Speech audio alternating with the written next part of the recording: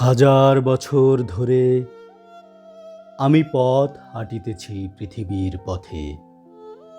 সিংহল সমুদ্র থেকে নিশীথের অন্ধকারে মালয় সাগরে অনেক ঘুরেছি আমি।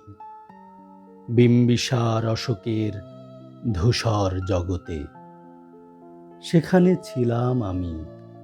আরো দূর অন্ধকারে বিদর্ভ নগরে আমি ক্লান্ত প্রাণ এক। চারিদিকে জীবনের সমুদ্র সফেন আমারে দুদণ্ড শান্তি দিয়েছিল নাটোরের বনলতা সেন।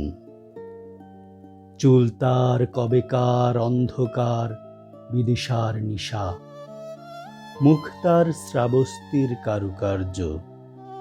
অতিদূর সমুদ্রের পর হাল ভেঙে যে নাবিক হারায়েছে দিশা, সবুজ ঘাসের দেশ যখন সে চোখে দেখে দারুচিনি দ্বীপের ভেতর, তেমনি দেখেছি তারে অন্ধকারে।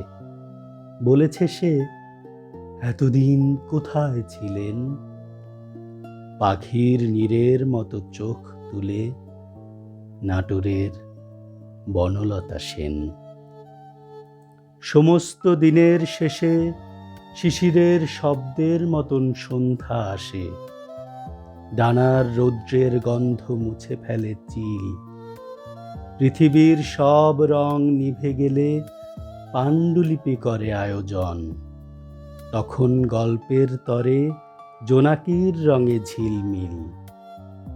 সব পাখি ঘরে আসে, সব নদী ফুরায় জীবনের সব লেনদেন। থাকে শুধু অন্ধকার, মুখোমুখি বসিবার বনলতা সেন।